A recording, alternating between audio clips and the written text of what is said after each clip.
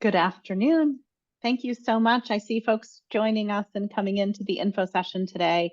We're so happy that you're taking a little bit of time out of your day to learn more about University of Vermont's professional and continuing education in cannabis. And so we're going to dive right in because we are going to try to keep this to 30 minutes. We know everybody's really busy, so we want to use your time wisely as well. We'll go through briefly what we're going to talk about today. So quick agenda, we'll do brief introductions. I will introduce our professor, Dr. Monique McHenry. We're going to talk about evidence-based cannabis education, why that is so paramount to the success of this industry, and why University of Vermont only teaches evidence-based education about cannabis. So we'll go through that in a moment. We're going to talk about our two cannabis courses. Both are online, Cannabis Plant Biology and Cannabis Science and Medicine Professional Certificate Programs. Both are starting in about a week and a half, and then there are spring sessions as well. So we'll go through those. And really wanting to also have a dialogue with you today. What kinds of careers are seeing growing in the cannabis industry, and the information and education in these courses that really leverage people working in different careers in the cannabis industry as well. And then we'll go over some of those logistics, and we'll have plenty of throughout the presentation as well.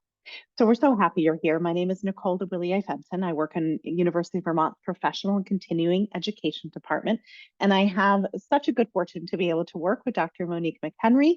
Monique is joining us she is in the Larner College of Medicine in the Department of Pharmacology, but also wears another hat through the College of Agricultural and Life Sciences, and she also teaches our Cannabis Plant Biology course as well. Monique, thank you so much for being with us today. Okay, so one quick logistic for you. We are recording this presentation, actually two, recording the presentation. And if you have questions throughout the presentation, please put them in the Q&A. I'll do my best to keep an eye on those questions, and we're happy to pause throughout the presentation and answer your questions, and we'll have time at the end as well. Okay, the first thing that we want to talk about today, and I'm going to toss this over to Dr. McHenry, evidence-based cannabis education. There is a lot of cannabis education out there today, but why is evidence-based cannabis education so important and really the only thing that we teach here at the University of Vermont? Dr. McHenry, what do you say to that? Well, there's really two reasons. One, it's how we teach all other, drugs of abuse for therapeutic use. We don't talk about anecdotal or traditional knowledge when we're teaching in medical school, particular drugs, unless we're giving a historical reference. So with cannabis, we're doing the exact same thing. And the second reason is not only is it how we teach, but also because we were the first medical school to start offering content on this, we wanted to really make sure and emphasize that we were teaching fact-based knowledge. We weren't passing on anything we had heard. We were passing on peer-reviewed scientific knowledge, and that's it. And oftentimes, you and I have had lots of conversations over the past several years about why that's important. And oftentimes you see students maybe referencing articles or things that don't have that science back behind it. How does a student navigate the need for the evidence-based and peer-reviewed information in this course? Well, the content that we're presenting is all evidence-based. And sometimes, we have students come in, like you said, who might want to share a story or share something anecdotal. And the way we help them do that is we look for points of scientific content in what they're telling us, and then help them navigate, through a literature review and see if there's any literature that would support or negate what they are saying happened in their story. So, we like students to come in with the scientific knowledge and the background to be able to do that themselves, but sometimes they just need a reminder, and it's our pleasure to do it, and to make sure that everything in this class that's peer-to-peer taught, as well as faculty to student taught, has some kind of citation attached to it, where the citation would also be peer-reviewed, so it would be reviewed by experts in that particular field. Great, thank you. And I do want to encourage our attendees today. I know many of you are signed up for either cannabis plant biology or cannabis science and medicine here at the University of Vermont. Feel free to, if you feel comfortable, putting into the Q&A which course that you're signed up for and what you're looking forward to. And if evidence-based information is something that you're excited about and you think as well is important to the industry, for the cannabis industry. I want to pause for a moment. We'll give Monique a break for a sec. One of the things that we think about is, well, that evidence-based cannabis education career. And we have a quick video here from a gentleman who's the chief marketing officer of a very large cannabis company, has lots of subsidiaries underneath it. And he is talking about the resumes that come across his desk and why cannabis education with evidence-backed information is really key to the types of positions and people that he's hiring. So let's take a listen to this.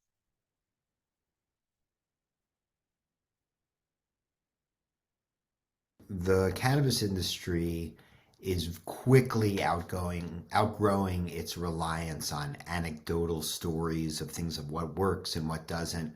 Like that would be true whether we're talking about in the agricultural and plants environment. It's based on data, not what some legacy grower thinks is the best thing to do. Marketing or media are data, business decisions. Finance, business decisions. Clinical claims are data and evidence-based decisions. So when we have a pile of resumes coming in, which we do, we're looking for people who have a passion for cannabis and are willing to take the time to complete the work at a credible institution to get this kind of education. That would stand out for us. I think that's really important to hear, from somebody who's hiring and who's looking and growing in the industry as well, that credential can make a difference when hundreds of resumes land on his desk. So let's dive a little bit deeper. Courtney had put into the Q&A that she is joining cannabis plant. I think it was plant biology. I'm going to go back and look. Science and medicine. Sorry, Courtney.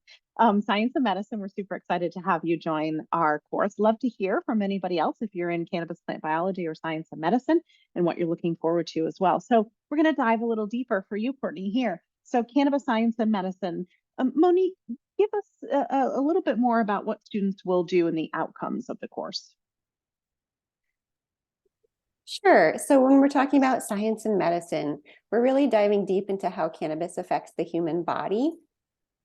And we really designed this course for a foundation of scientific and technical background to understand both the peer-reviewed scientific risks and potential therapeutic benefits of cannabis use therapeutically today.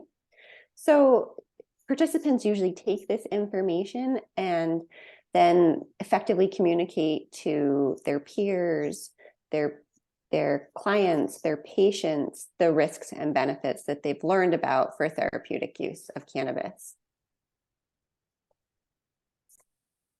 And then I always think the slide's really interesting. Both plant biology, and I see Thomas is in plant bio as well. Both plant biology and science and medicine start out with some combined, some similar educational materials, and then really start branching out. So let's talk about this in terms of the flow of information for cannabis science and medicine, Monique.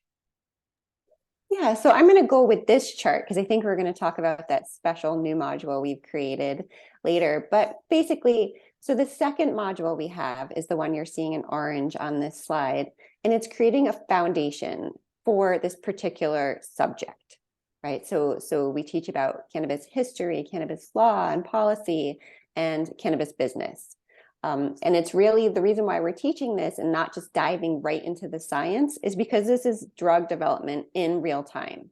And so we want to take a moment to talk about that, a whole week, a whole module, and give a background. We don't really go into, socio-economical things. We're talking about just the facts here, historical events, policy, current law. We have a fantastic cannabis lawyer who has joined our content expert. I think we'll hear from him a little later in the class, in this webinar. And then we get right into it. So we do basic biology, and that includes plant biology, the chemicals, and then we do some production and safety. We talk about extraction so that if we have medical professionals who are taking it, they understand where these different products come from. And then we dive right into kind of how it affects the human body, first by going through pharmacology, and then we get into our specific clinical modules. And you can see written down there, it's pain and then motor disorders and endocrine system as well. Great. And that's about it. Yeah, and maybe we'll talk a little bit more about some of those student projects in a minute too. Monique, I want to share with you that Shannon just said joining Plant Bio and spent 20 years in cancer genetic counseling, and evidence-based medicine is so important to anyone who we're providing guidance to. Shannon's starting a new career in business, opening a cannabis dispensary. So really, really thankful that you see the value in cannabis, in evidence-based cannabis education. And Winslow is saying the same thing, is a bud tender, and really excited to be able to balance the anecdotal with the evidence-based education. So really happy to have both of you here today. So keep going here for a moment. I'm going to pause again for another video. This is a woman in the Burlington area, Monica, who last year, and she came at it from a different perspective. She works in social justice, and she wanted to understand what was some of the science behind the plant that oftentimes she was seeing some of the people that she worked with being exposed to, being impacted by. So we'll give a listen to this.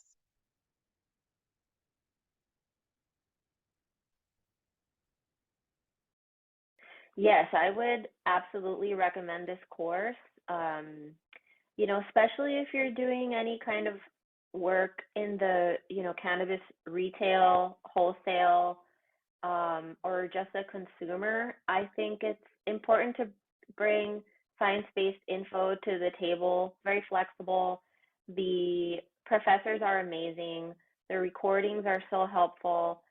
The cohort of classmates was so engaged and diverse.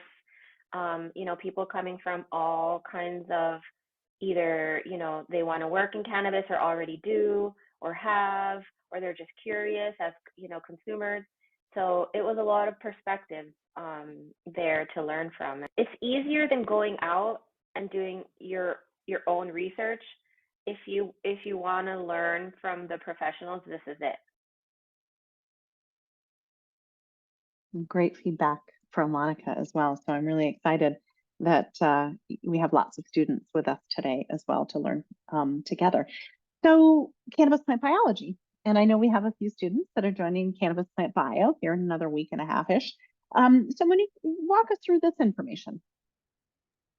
Sure. So with the Cannabis Plant Bio, you know, we designed this program after the science and medicine program so that we could really concentrate on the plant and, you know, the scientific aspects of the plant.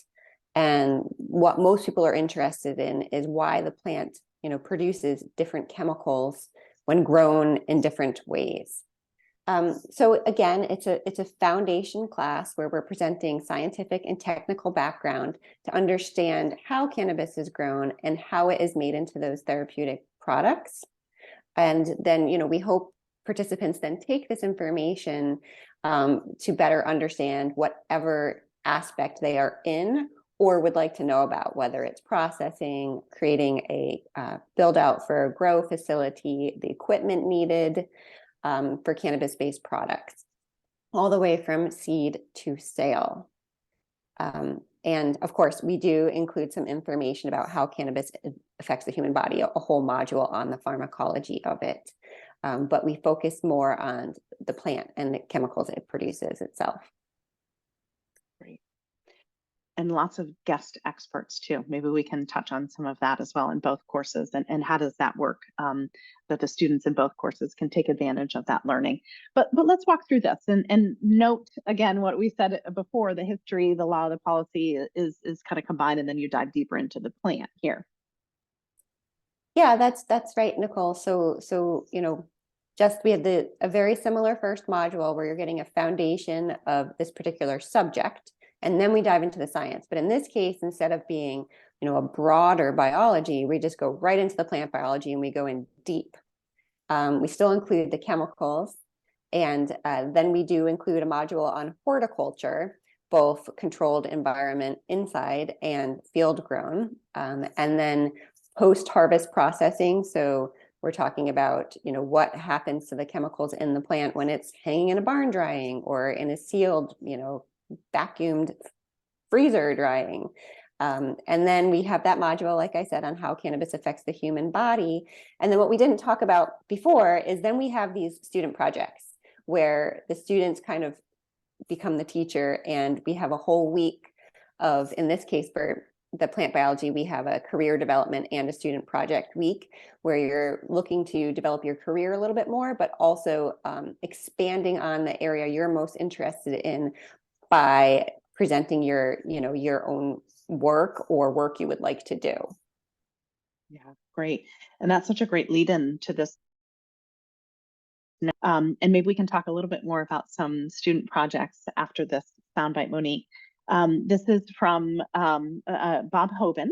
He is an attorney, and I believe is who you were referencing before, that comes in and talks about cannabis law. And he took our plant biology course last spring, 2022. So he's talking about his project and how that work applies to cannabis law and the work that he does every single day with clients. So let's take a listen to this.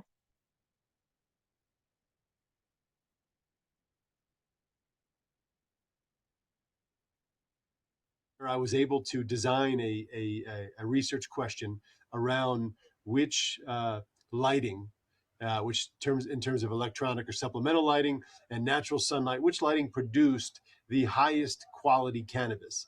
And what does highest quality cannabis mean? Is it yield? Is it cannabinoid profile, or a combination of all the above? So I've always known enough to be dangerous about those topics previously, but this course gave me that foundation and some of the deeper dive, and I retain those materials to this day. So I want to explore that a little bit, Monique. What are some of the examples of projects that you can think of? And maybe I'll put out to our participants today as well. Is there something that you're curious about that you're thinking about maybe for a student project? But what are some examples, Monique? Yeah, so it's incredible that you have one of the top cannabis lawyers, like Bob Hoban, who he writes for Forbes. He's a super desired, he's internationally known for his knowledge of cannabis rule and regulation, throughout the world. And he chose to do a project on lighting, like a basic plant experiment. So that was really fun. But so we have, a huge, diverse group of students, and the projects kind of follow that same trend where you'll have people writing a business plan, and you'll have another student talking about a clinical study that they would like to pursue. And we have enough of a team where we have faculty, myself and Linda Klumpers, who is a clinical pharmacologist, who can help guide and pick out particular aspects of your experimental design that might not work or might work, and kind of guide students through this process, and allow, either it's scientific or whether it's a business plan, to evolve. And then you have the peer-to-peer learning that happens, because remember, you have people who have been in this industry, and then maybe somebody who's coming into this industry but has an amazing business background. So they also can provide feedback on your final presentation. So most students really value that week where they get to present and dive deeper into their own area of interest. Awesome.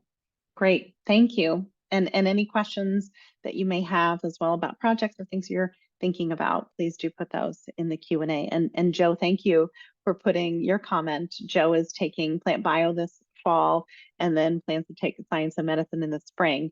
And he's working at Family Tree Cannabis with his daughter. So awesome. So excited to have you in both courses with us. So the slide that is up right now to me is fascinating that this is an area, psilocybin and more psychedelic therapy. We're seeing a lot more conversations about that happening across the country. And so going back to evidence-based education, Monique, how is it that our program is now starting to talk about this? And what does that look like in the program? What do you talk about? Right. So basically, as you know, people become more interested in these emerging therapeutics, and they're kind of left out from your traditional medical education. We just felt like there was a need, and we realized that there was enough evidence-based information out there to start including some presentations, so not full modules, not full programs, on other emerging therapeutics. And psilocybin was a natural fit for two reasons. One, it's a natural product being used today, not really regulated. And some of the same extraction methodology is being used to formulate these products. So you have a lot of kind of carryover between the cannabis industry and the industry that is working with psilocybin. And so it's the same concept. It's, how does it enter the human body and what does it do when it enters it? And so we can use the same fundamental knowledge, swap out the drug. In this case, it's psilocybin. And then when we look into the production of the chemical, we find that, the way that the mushroom is growing and how it's harvested affects the amount in it. So we can also have information on that as well. Very similar to the way we can teach about cannabis, and very needed because it's not being taught commonly. Great. And Courtney, thank you for this. Great question. Courtney asked, is psilocybin covered in both cannabis certificate programs? Which it is. And Courtney shares, I'm part of the Vermont Psychedelic Society, and I can see the relevance of this addition.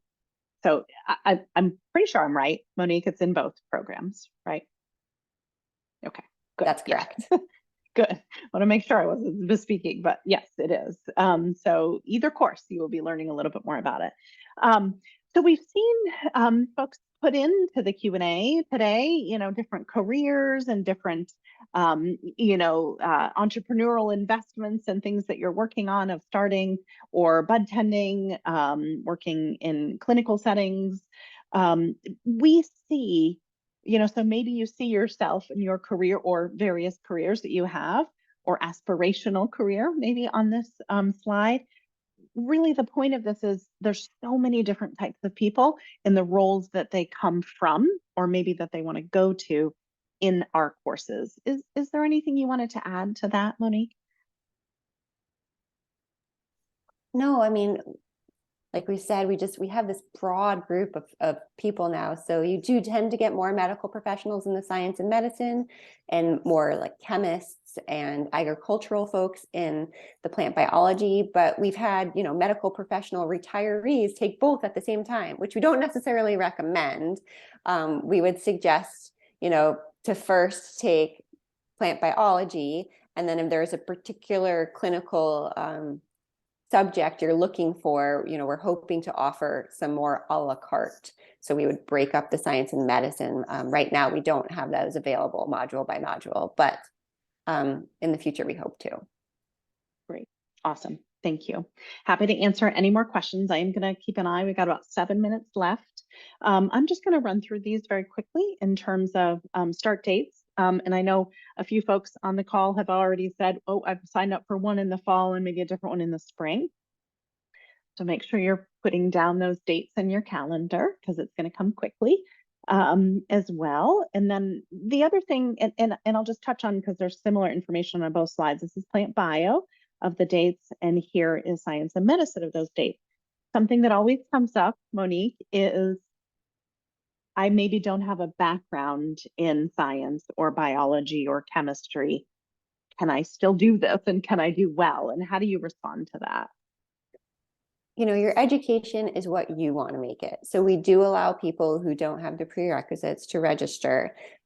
And we let them know that there might be some catch up that they have to do to get that baseline level of knowledge in biology or pharmacology. And as long as you're willing to do that so that you can understand the modules, we would encourage and applaud for you to take it.